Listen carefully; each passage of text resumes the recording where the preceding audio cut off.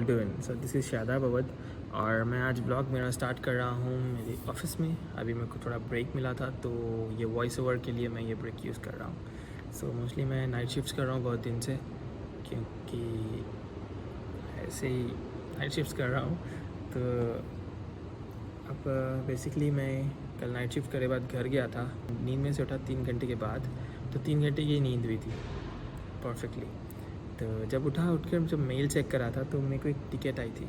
तो वो एक रेयरेस्ट टिकट है समझिए मेरे लिए, क्योंकि वो टिकट जो है मैं एनरोल करा था 1 महीना पहले। क्योंकि यहाँ पर एक ना ट्रांसपोर्ट का एक म्यूज़ियम लगता जो साल में बस 5 दिन रहता या 10 दिन रहता, क्योंकि कोरोना वायरस की वजह से ये बस 5 दिन ही है। तो लकीली मेरे को वो टिकट आ गई। मेरे पास श्योर नहीं था क्योंकि मेरी जॉब कभी भी हो सकती, तो इसीलिए मैं ये नहीं सोचा था कि कभी मेरे पास टाइम रहेगा ये जाने के लिए। तो मैं नाइट शिफ्ट करके आ गया। I don't want to miss this मौका। ये मेरे घर से तकरीबन 1.5 घंटे की दूरी पर एक एक्टन टाउन बोलकर प्लेस है, तो वहाँ पर ये डिपो है। तो बेसिकली ये ट्रांसपोर्ट का म्यूज़ियम एक कोवेंट गार्डन बोलकर प्लेस है। वहाँ पर 4,50,000 articles with this transport vehicles और सब है। लेकिन ये जो है ये यूनिक है और I really love unique stuff. तो मैं वहाँ पर जाना नहीं चाहता हूँ क्योंकि वो कॉमन है, तो सब लोग चले जाते, तो इसीलिए why showing all this things. तो for I decided to go and explore that unique stuffs. तो अभी तो देख रहे हैं कार्स और ट्रांसपोर्ट अभी के, लेकिन 200 साल पुराने क्या थे वो मेरे को बहुत दिन से जानना था। और मेरे को मोस्टली तो मेरे को अंडरग्राउंड की हिस्ट्री जानना था। तो क्या देखिए मैं, तो ये देखिए इसका एंट्रेंस था कुछ, और एंट्रेंस के बाद देखिए यहाँ से कुछ वॉक था 10 मिनट्स का अंदर। उसके बाद कुछ शेड्स बने हुए हैं, वो शेड्स के अंदर ये व्हीकल्स रखे हुए हैं। तो ये जो है ये एक ट्रैम है, ये कुछ तकरीबन 1950s की है। मेरे को मालूम नहीं 1950 में ट्रैम भी थी यहाँ पर। तो अभी तो ट्रैम्स यहाँ पे लंदन के सेंट्रल में तो नहीं है, लेकिन लंदन के आउटस्कर्ट्स में है, जैसे विम्बलडन, वहाँ पर ट्रैम्स है। मैं देखा ऑलरेडी ये ट्रैम, और ये ट्रैम देखिए कितनी खूबसूरत है। और ये डबल डेकर है, लेकिन समझ में नहीं आया मेरे को कि भाई कि आखिर ये बंद क्यों करे ये लोग। तो शायद अंडरग्राउंड चल रही इसीलिए शायद ये लोग बंद कर दिए।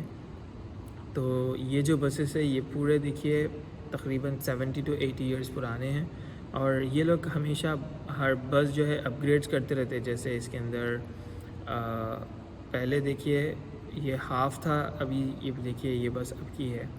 तो ये जो डबल डेकर बसेस है ये पूरे पुराने हैं। ये जो ग्रीन जो बस देख रहे हो आप, ये वर्ल्ड वार 1 में पहले तो ये बस थी, लेकिन जब ये वर्ल्ड वार 1 में जो है एम्बुलेंस की तरह भी काम करी करते, तो इसकी हिस्ट्री ये है।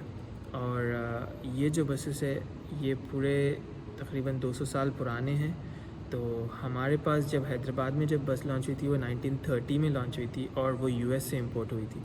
तो ये यूएस के तो नहीं है, ये यूके मैन्युफैक्चर्ड ही है। लेकिन जब यूके में जब बसेस आए थे डबल डेकर, तो वो 1850s में है। तो मतलब सही बोलते लोग कि यूके 100 साल आगे है। तो ये जो मेरे पीछे है अभी ये वाले जिसमें बैठे हुए हैं, तो ये पर्टिकुलर है देखिए सबसे ज़्यादा प्रोड्यूस होने वाले 200 साल पुराने बसेस। और उस टाइम पे जब ये 1924 या 1911 के टाइम पे जब ये प्रोड्यूस हुए थे, सबसे ज़्यादा प्रोड्यूस होने वाले बसेस थे कहते। तो कुछ ऐसा है। ये पीछे मेरा एक बग्गी है, लेकिन मैं इसके बारे में पढ़ा तो नहीं, लेकिन ऐसे बग्गियाँ मैं चौमहला पैलेस में देखा था। हाँ, हमारे बस की भी कुछ हिस्ट्री है, हमारे भी ट्रांसपोर्ट सिस्टम की कुछ हिस्ट्री है। हर आरटीसी बस के ऊपर जेड जो नंबर है, well so many of you people knows this. अब आप लोग बोलते हैं अरे अरे मेरे को मालूम है भाई, मालूम से इन्फॉर्मेशन है भाई, लेकिन दिस इन्फॉर्मेशन वेरीज कि हर साइट पे इसकी इन्फॉर्मेशन अलग है। अगर देख लें तो मीर उस्मान अली बादशाह जो आखिरी रूलर थे 5th, तो वो रूलर के जो है मॉम थे जहरा। कुछ आर्टिकल्स ये बोलते कि उनका नाम जहरा बेगम था, कुछ आर्टिकल्स ये बोलते जहरा मुहम्मदीन था, और कुछ आर्टिकल्स बोलते ज़हूर उनीसा था। तो आई डोंट नो परफेक्टली, लेकिन महर is kind of money given while marriage. तो उसकी स्टोरी समझिए वो है। तो जब ये पैसे आ गए थे इनके पास, तो ये पैसों से वो ट्रांसपोर्ट स्टार्ट करे थे समझिए। तो ये देखिए बसेस थे पहले जो हमारे डेक्कन स्टेट में चलते थे। तो this was the history of ours. और चलो back to this British history. I am sure कि आप लोग अभी बोर हो रहे हैं ये व्लॉग में, क्योंकि अभी का लंदन तो देखे, लेकिन 200 साल पहले का लंदन कैसा था, जब लंदन अंडरग्राउंड खुली थी, जब ये टनल खुदा था, तो जब कौन से ट्रेन चलते थे। लाइक मेरे को बहुत सारे दिन से मालूम करना था, तो ये बस 5 दिन के लिए खुला था एग्जीबिशन, तो बस एनरोल कर रख दिया था मैं, तो लकीली मेरे को इसकी टिकट मिल गई, तो आई केम हेयर। और ये बस 5 दिन के लिए ही रहता। तो इसका और एक है जिसमें ना 4.5 लाख आर्टिफैक्ट्स है, तो वो कोविंट गार्डन में है। तो मेरे को उतना जाना नहीं है ज़्यादा डिटेल में, लेकिन ये रेयरेस्ट है, तो यहाँ पे जगह थोड़ी ज़्यादा है, तो इसीलिए यहाँ पे सब चीज़ बने हुए। तो कोविंट गार्डन अब जाके मेरे को सब कॉमन चीज़ देखना नहीं है, ये रेयरेस्ट चीज़ है, तो I am fine with it. और अभी हम लोग आ गए यहाँ पर ट्रेन के सेक्शंस में, जहाँ पर एक शेड है, जहाँ पे पूरा एक मिनिएचर बना हुआ है यहाँ पे सब स्टेशंस का।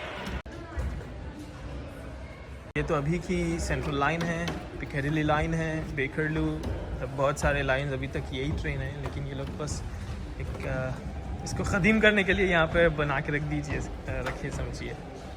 तो मैं लोग से पूछा कि मेरे को ट्रेन के अंदर जाकर देखना है, तो दे सेड मी ये ट्रेन के अंदर जा सकते, सो देखते हैं। लेकिन जब ये ट्रेन के अंदर अगर मैं जाऊँ तो इंटीरियर शायद उस हिसाब का नहीं मिलेगा, क्योंकि वो ट्रेन्स जो है जो 19वीं सेंचुरी के ट्रेन्स, उसके अंदर लाइट्स बहुत खूबसूरत है, लेकिन ये ऑलरेडी बने हुए हैं इसके अंदर लाइट्स, और फ्लोरिंग तो पूरी वुडन है। आवाज़ आ रही तो अभी जो पकड़ के ठहरने के लिए शायद ये थे पहले, तो इसीलिए मैं पहले सोचा ये आखिर क्या थे, ये मोबाइल नेटवर्क्स के लिए है या क्या के लिए, लेकिन जब मैं सब सीट्स के बाजू देखा तो ये पहले पकड़ने के लिए था, तो शायद इसको ऐसे पकड़ते थे, मे बी। ये जो यहाँ पर ट्रेन है, ये जो ट्रेन है ये एक एल्यूमिनियम से बनी हुई ट्रेन है, और सबसे नीचे लेवल में चलती थी ये ट्रेन। तो ये बैक इन 1972 से 1999 में चली सब ट्रेन है। सो ये है इसकी हिस्ट्री, देखिए। अब का इन्फॉर्मेशन और जबकि इन्फॉर्मेशन बोर्ड में ज़्यादा कुछ वो नहीं है, चेंजेस नहीं है, तो शायद ये जो रहते ये ऊपर लगे हुए रहते, मतलब बहुत दूर से दिखने के लिए। सो चीज़ कुछ ये है। तो चिच्चा बहुत खापड़ दिख रहे हैं, इन्हों बहुत देर से इनको गौर कर रहा हूँ मैं कि इन्होंने बहुत अंदर घुस के देख रहे हैं चीज़ें, तो मैं भी आगे देखा और वाकई इन्हों काम की चीज़ देख रहे थे कि कौन सी ट्रेन कौन से ट्रैक पे चली थी और कौन से ईयर में बनी थी, तो सही है। तो ये पूरी बनी हुई है लकड़ी की, तो ये वुडन ट्रेन है, तो कांट इवन इमेजिन कि भाई ये चलती कैसे थी होंगी, मतलब उस टाइम जब ये रिफर्बिश थी तो भाई बहुत कमाल की थी होंगी। लेकिन इसके अंदर के जो इंटीरियर है वो भी अभी बना हुआ नहीं है, कुछ भी रिफर्बिश नहीं है, लेकिन अच्छा है ये लोग इसको रिफर्बिश नहीं करके रखे, तो वी कैन इमेजिन दिस कि ये कैसा था। और you can also see the handles of this कि ये खोलते कैसे थे, और even you can see the locks of that train के लॉक्स भी देख सकते हैं। इसका मतलब ये फुली मैन्युअली थी, और देखिए पूरा मतलब दिमाग लगे इसको लेकिन भाई मतलब मेरे को तो बहुत मज़ा आ रहा है। आई डोंट नो कि आप लोग को आ रहा है या नहीं, लेकिन इमेजिन जब ये ट्रैक्स पे चलती थी बस, तो ट्रेन तो कैसे दिखता था होगा। लेकिन जब इसको स्टीम के इंजन से खींचा जाता था तो ये चेयर कार तो शायद भाई एकदम ऑन टॉप थी। देखिए खापड़, ये जो ट्रेन यहाँ पर है अंडरग्राउंड, तो इसका शेप लगभग वही है, लेकिन अब के ट्रेन शायद थोड़े शॉर्ट है।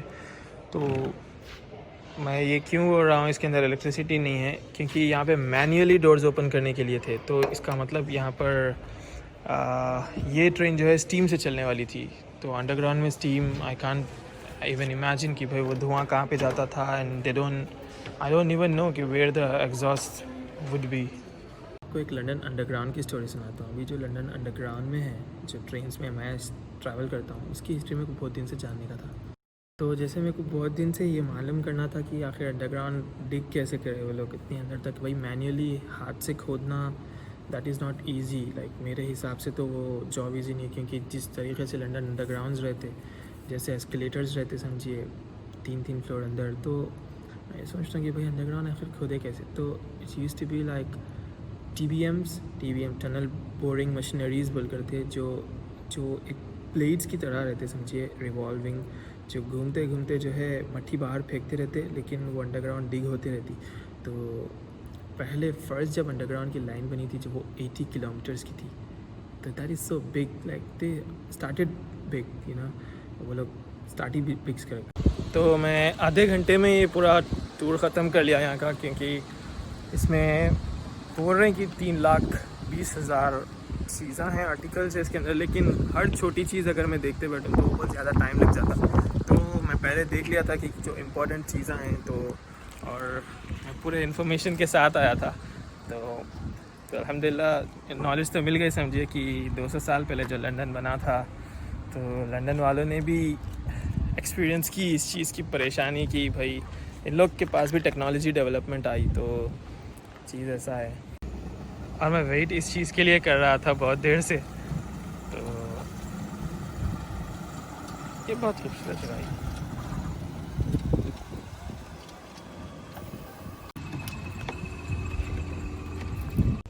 तो ये था देखिए लंदन अंडरग्राउंड का और लंदन ट्रांसपोर्ट सिस्टम की बात।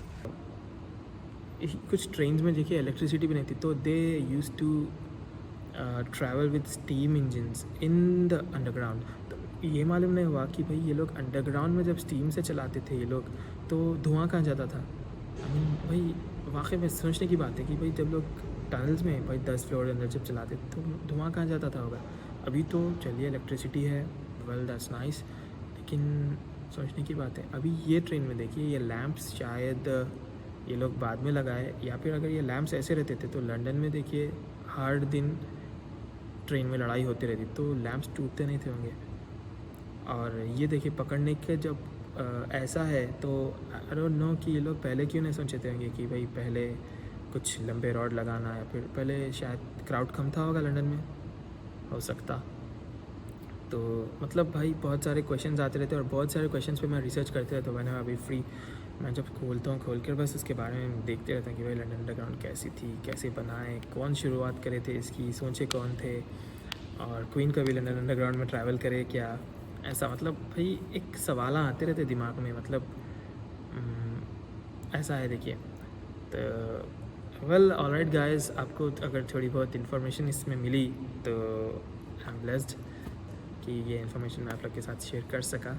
तो if you got bored I am really sorry कि मैं एक्साइटेड ब्लॉग्स भी बनाऊंगा, और दिस इज़ माई प्लान कि मैं शार्ड में जब था मैं एक क्लिप डालना भूल गया था। वो शार्ड में ये बोला था कि मैं नेक्स्ट ब्लॉग्स जाऊंगा मैं बकिंगम पैलेस में, क्वीन इज़ कॉलिंग, तो ऐसा था। तो शायद में भी मेरा नेक्स्ट ब्लॉग्स हो गए बकिंगम पैलेस के अंदर के, बाहर से तो बकिंगम पैलेस देखिए, लेकिन अंदर जाना है मेरे को। अब that is what I said, you ना, जो कॉमन रहता I don't do common stuff, जो यूनिक रहता I try to do it in a unique way. तो वेल, और एक बात बोलना भूल गया कि वैसे मैं जब नया आया था, तो जब मैं पेरिस गया था तो शम्स-एलीज़े एक स्ट्रीट है वहाँ पर, तो वहाँ पर पूरे लग्जरी ब्रांड्स मिलते, तो वहाँ पर मैं देखा था एक गुच्ची का बैग, जो it was expensive of course कि मैं एक ट्रैवलर था तो इसीलिए आई कुडंट टेक इट। लेकिन जब मैं लंदन आया तो I saw the same bag, you know, तो वो आज ले लिया मैं। तो उसके बारे में बनाऊंगा मैं सोचा कि एक ब्रांड्स के बारे में एक वीडियो बनाऊं कि आई एम अ बिग फूल, मैं वो जो लिया आई एम अ बिग फूल कि मैं वो लिया, वो मेरे एक्सपीरियंस है कि आखिर इसके अंदर है क्या, वो देखने के लिए मैं बैग लिया था। लेकिन I want to make a full brief story video कि वो ब्रांड्स के पीछे हम क्या कर रहे हैं। तो well guys, I hope you all enjoyed the video. If you did please give it a thumbs up और and subscribe to my channel as well, क्योंकि मेरे सब्सक्राइबर्स कितने हुए वो आपको नहीं मालूम, लेकिन मेरे सब्सक्राइबर्स अभी 400 है, और लास्ट वीडियो में वो 407 हो गए। तो thank you so much for that guys. Viewers इतने आ रहे हैं तो इसका मतलब I am expecting subscribers also. और मेरा वॉच टाइम देखिए, 10 वीडियोज़ में मेरा वॉच टाइम हो गया था 800 घंटे। तो I am thank you so much guys जो मेरे वीडियोज़ बार बार देख रहे हैं, एंड मेरे को बहुत खुशी हो रही, मतलब 800 hours is so much man, and I am happy for that. तो ये सब डिस्क्लोज़ नहीं करते सब लोग, लेकिन व्हाट देखिए everything is because of you people, जो आप लोग देख रहे हैं, that is why I am feeling happy. So yes guys, thank you so much, thank you. हाफिज़।